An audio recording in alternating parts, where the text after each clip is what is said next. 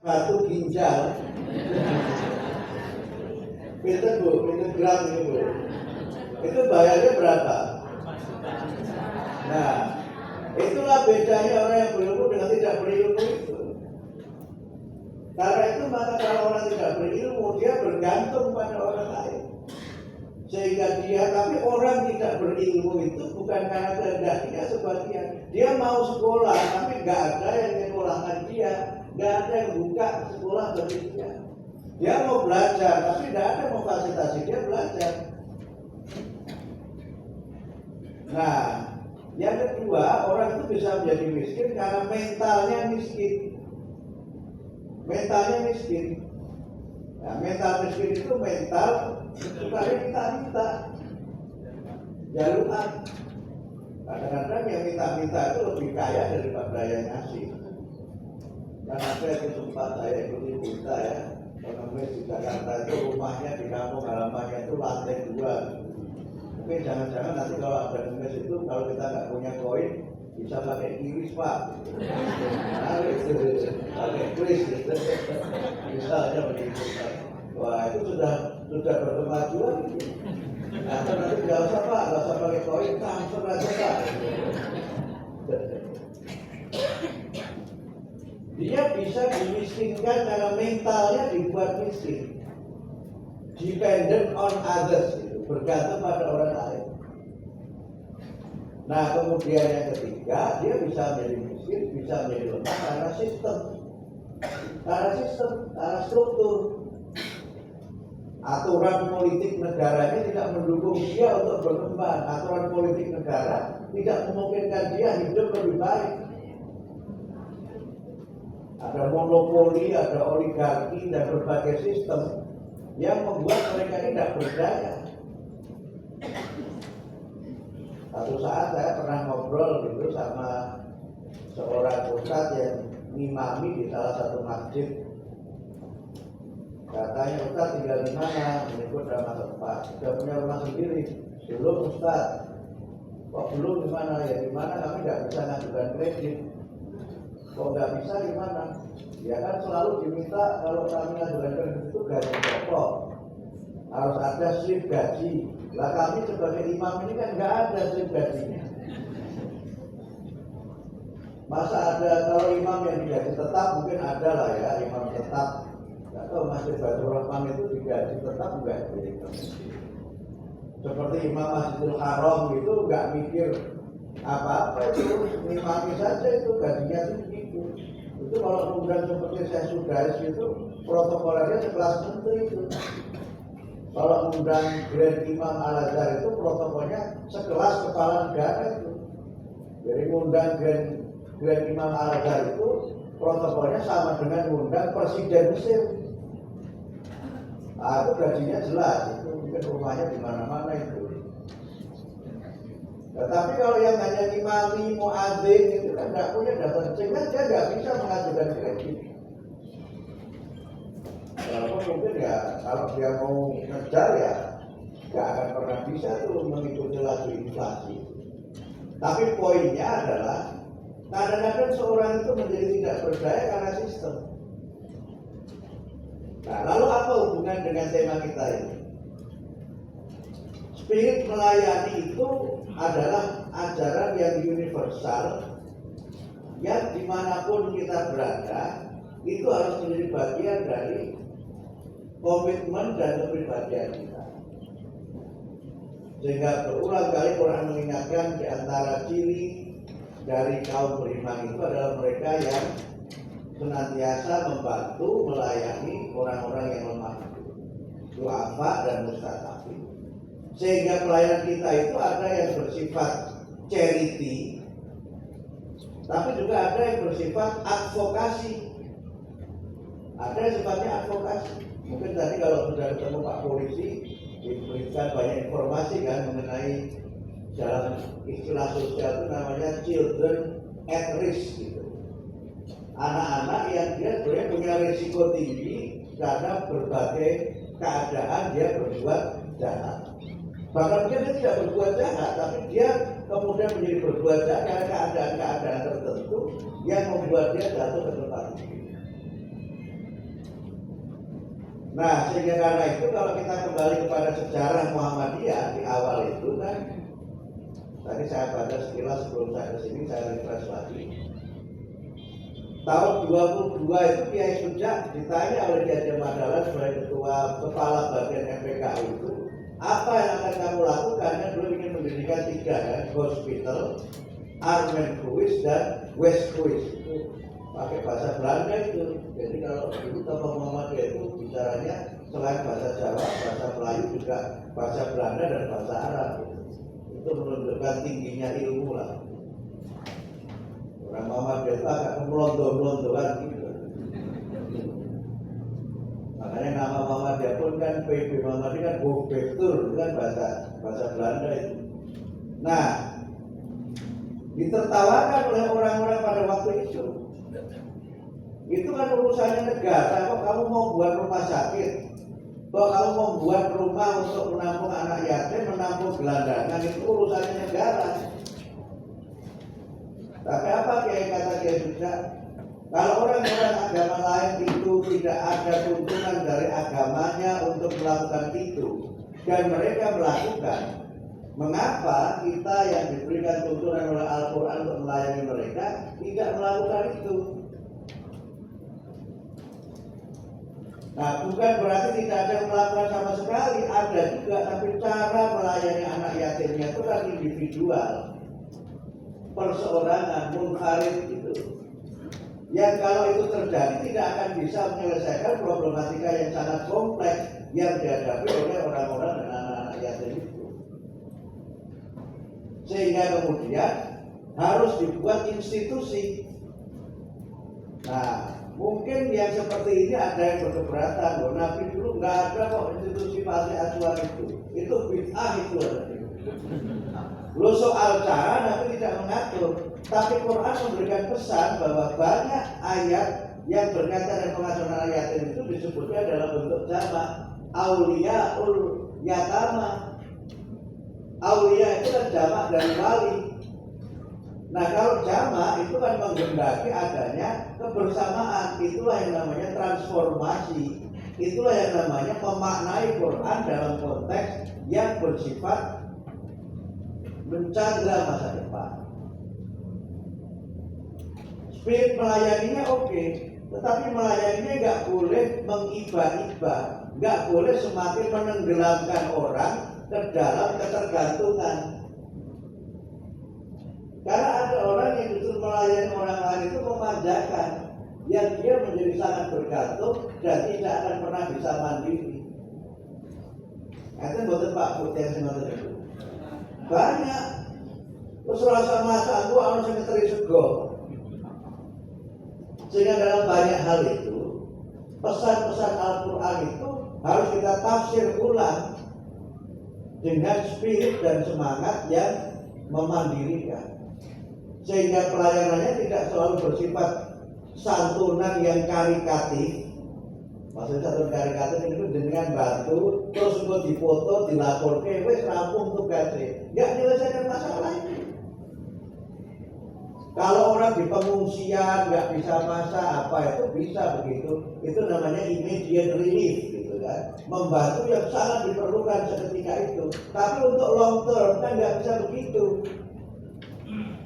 Kalau sekarang misalnya pengungsi Gaza yang dikepung Israel dan dia tidak bisa berbuat apa-apa, ya tidak mungkin kita berikan dia pekerjaan supaya dia bekerja. Dia harus diberikan makanan. Atau mohon maaf misalnya senior citizen tadi, orang-orang tua yang memang sudah ringkih, jangankan kok jalan, bangun dari tempat tidur saja tidak bisa, masa santunannya berupa lapangan pekerjaan? Kan tidak kan? Itu kan harus layanan, harus charity. Tapi masa sih menang-menang gagah bentuknya makanan siap saji? Kan ya tidak. Oleh karena itu maka dalam beberapa hal memberi makan orang miskin, ta'amil miskin itu kan bisa dalam bentuk misalnya memberi mereka itu ikan, itu untuk immediate relief. Bisa juga bisa memberikan mereka itu kail untuk dia bisa mancing. tetapi dia bisa mancing. Kalau nggak ada kolamnya mau mancing di mana? Mancing di akuarium. Dan harus kemudian disediakan kolam dia mancing. Tapi dipastikan kolam di mana dia mancing itu ada ikannya. Jangan sampai ada kolamnya nggak ada ikannya. Makanya kalau ada air di kolam itu tunggu sampai jernihnya. Ini yang lagi dari siapa? Kalau senyum-senyum itu tandanya dia mau, tapi tunggu airnya jernih dulu. Karena bisa jadi senyum membawa luka itu. Nah oleh karena itu maka Muhammadiyah yang memulai itu. Nah dulu sudah cukup kan, itu di Asuh di Pati sudah cukup. Dan memang waktu itu terobosan, itu tasdid zaman Kiai Suja itu. Memberikan shelter, ya penampungan gelandangan itu dalam bahasa Qur'annya kan menurut saya Ibnu Sabil itulah gelandangan. Quran itu kan menggunakan istilah ada yatiman dza makrobah au miskinan dza makrobah. Yatiman dza makrobah itu kan artinya kalau dimaknai sederhana itu kan anak yatim yang ada hubungan nasab dengan kita, hubungan keluarga dengan kita, karib kerabat. Tetapi bisa kita maknai yatiman dza makrobah itu adalah anak yatim yang kita merasa dekat dengan dia, walaupun dia tidak ada hubungan nasab dengan kita. Memang kadang-kadang ya hubungan nasab itu kan punya banyak pengaruh kan saudara-saudara. Ya saya kemarin tulis status itu darah dan kekuasaan, darah dan jabatan. Ada orang yang untuk menjabat dia menumpahkan darah. Ada orang yang untuk menjabat dia harus berdarah-darah, berjuang dari bawah, bukan bahkan sampai kehabisan darah. Ada yang punya jabatan hanya modal hubungan darah saja. Mergo bapaknya presiden jadi wali kota. Iya kan? Enak itu kalau kata almarhum Mas Muslim Abdul Rahman, modal sperma saja bisa punya jabatan. Ini kalau ada politik ya. Jadi yatiman dza makrobah itu ukurannya tidak silsilah keluarga, tapi kedekatan kita dengan mereka. Karena kedekatan kita itu yang menggerakkan kita untuk membantu melindungi mereka. Kemudian miskinan dza makrobah, kalau Bapak Ibu bukan di dalam terjemahan dan tafsir klasik itu kan orang miskin yang meminta-minta, artinya saking miskinnya diminta saja minta-minta. Tapi kalau saya menafsirkan miskinan dza makrobah itu orang miskin yang berkalang tanah, yang dia itu memang ya seperti kata Oma Irama itu, yang langit sebagai atap rumahku dan bumi sebagai lantainya. Itulah yang Quran menyebut dengan Ibnu Sabil. Nah, coba Ibnu Sabil itu dimaknai dalam fikih klasik itu orang yang bepergian yang dia nggak bisa bekal, itulah Ibnu Sabil. Nggak relevan lagi menurut saya terjemahan itu. Ibnu Sabil itu gelandangan, anak jalanan. Kalau sekarang Mas Abdul mau pergi ke luar negeri, kalau nggak punya jaminan rekening di bank, nggak ada tiket pulang pergi, kemudian nggak ada tempat menginap, nggak akan diberi visa itu. Jadi definisi berusaha itu menurut saya sudah harus dirubah. Lalu kalau mereka ini hidupnya di jalan berkalang tanah, kan harus ada yang melindungi. Zaman Nabi tidak ada itu. Tapi sekarang itu menjadi masalah sosial yang serius. Bahkan di kota-kota besar itu kan sudah menjadi pemandangan yang sangat kasat mata.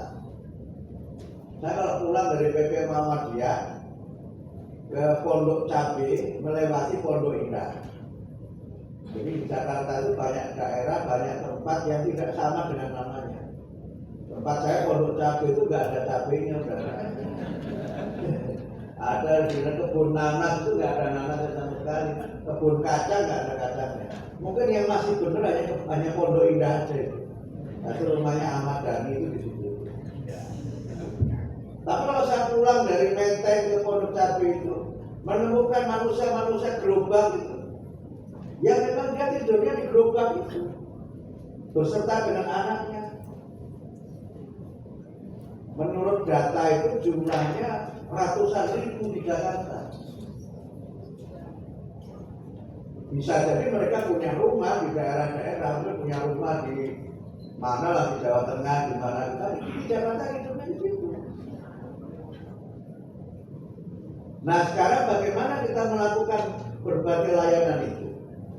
Nah disinilah menurut saya nilai dan semangat melayani itu tidak boleh surut, tetapi cara kita melayaninya harus berbeda.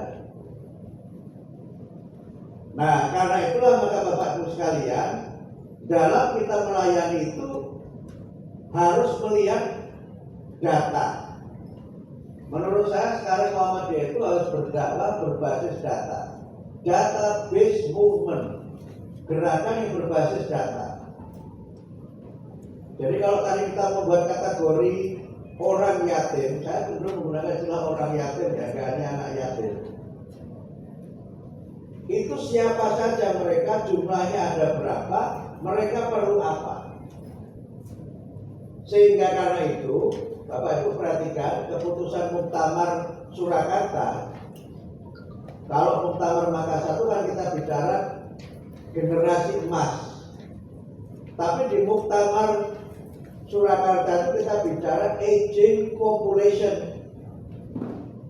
Jadi Indonesia ini negara yang menurut saya secara demografis itu agak unik.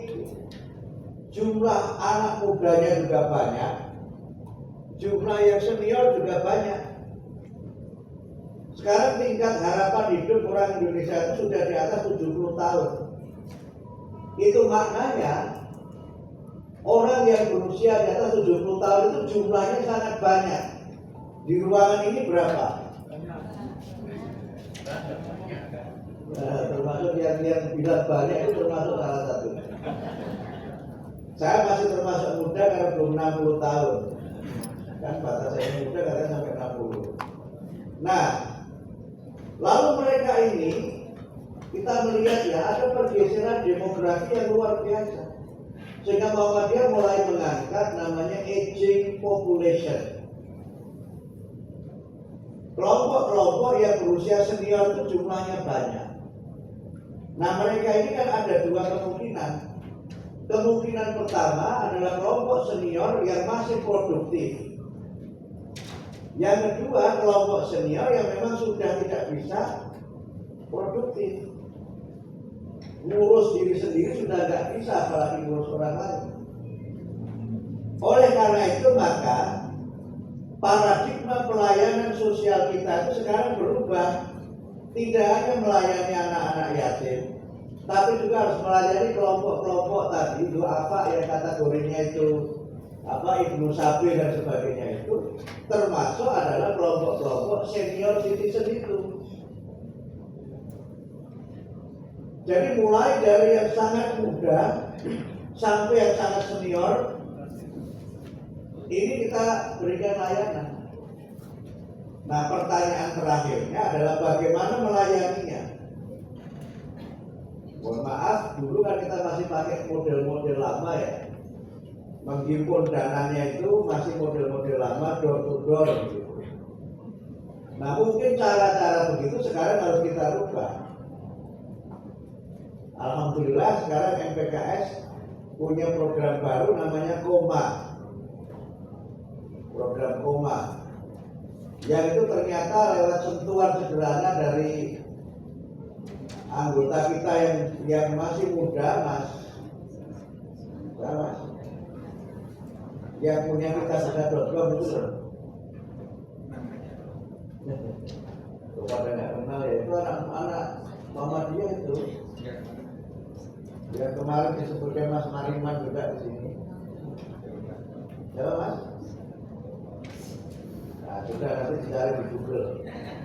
Itu anak SMA Muhammadiyah dari Sumatera Barat, kuliah S1 di UI, kemudian ikut pelatihan-pelatihannya Pak Renal Kasali, terus dia bikin gerakan istilahnya sekarang namanya crowdfunding, mengumpulkan uang dengan cara berjamaah dan siapapun bisa bersedekah walaupun dia masih muda itu dengan program namanya Kita Bisa.com itu. Kita mencoba merubah paradigma pelayanan itu dan cara kita menghibur dana. Model-model pengasuhan itu kan sekarang tidak lagi berbasis panti, karena undang-undangnya memang nggak boleh sebenarnya. Lalu kita siasati dengan LKSA. Tetapi apa jangka panjangnya? Menurut saya paradigmanya harus ke arah paradigma yang membuat mereka ini bisa mandiri dan bisa makan dengan ilmu dan keterampilan. Nah, inilah yang menurut saya menjadi arah dari pembinaan kesejahteraan sosial ke masa depan, yang bisa jadi bentuk-bentuknya itu adalah mungkin beasiswa, mungkin pelatihan, atau bentuk-bentuk lain yang memungkinkan mereka ini mandiri. Nah, satu hal yang saya kira perlu kita perkuat, kalau memang model itu adalah model yang tidak berbasis panti, maka yang perlu kita kembangkan ke depan itu adalah model-model orang tua asuh. Model-model orang tua asuh. Karena itu juga sekarang keperluannya besar. Tetapi ini menutup drama saya, pengantar saya. Dalam kita melakukan itu semua harus melihat undang-undangnya. Jadi mohon maaf, kita ini kan tidak bergerak di ruang kosong. Kita ini kan bergerak di negara Indonesia yang memiliki banyak sekali perundang-undangan yang terkait dengan pengasuhan kita ini. Bapak Ibu, ketika mengasuh anak-anak yatim itu kan tidak bisa lepas dari undang-undang perlindungan anak.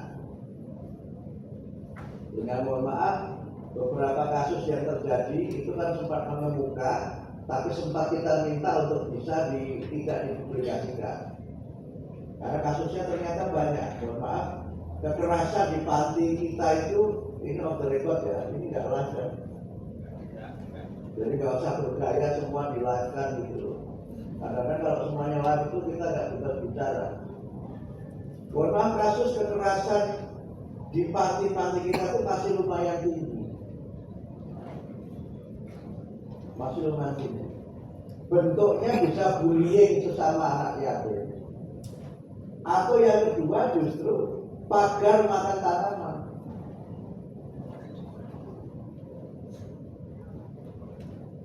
Ini hati-hati betul kita. Hati-hati betul.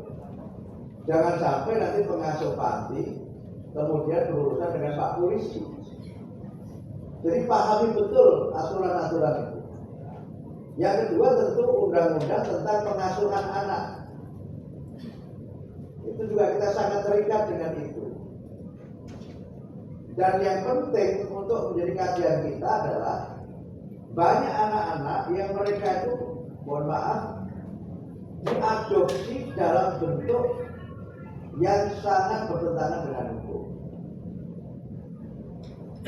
Saya pernah ketika ke Italia tahun berapa, itu diajak ke gereja yang dikenal sebagai gereja pembuangan anak.